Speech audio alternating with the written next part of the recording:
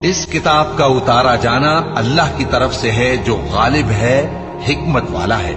اے پیغمبر، ہم نے یہ کتاب تمہاری طرف سچائی کے ساتھ نازل کی ہے، تو اللہ کی عبادت کرو، یعنی اس کی عبادت کو شرک سے خالص کر کے۔ دیکھو، خالص عبادت اللہ ہی کے لیے زیبا ہے، اور جن لوگوں نے اس کے سوا اور دوست بنائے ہیں وہ کہتے ہیں کہ ہم ان کو اس لیے پوجتے ہیں کہ وہ ہم کو اللہ کا مقرب بنا دیں۔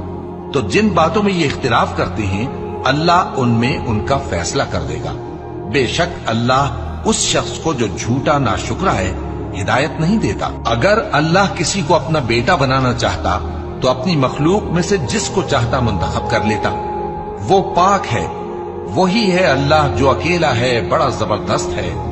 اسی نے آسمانوں اور زمین کو تدبیر کے ساتھ پیدا کیا ہے، اور وہی رات کو دن پر لپیٹتا اور دن کو رات پر لپیٹتا ہے، اور اسی نے سورج اور چاند کو کام میں لگا رکھا ہے، سب ایک وقت مقرر تک چلتے رہیں گے۔ دیکھو، وہی غالب ہے، بخشنے والا ہے۔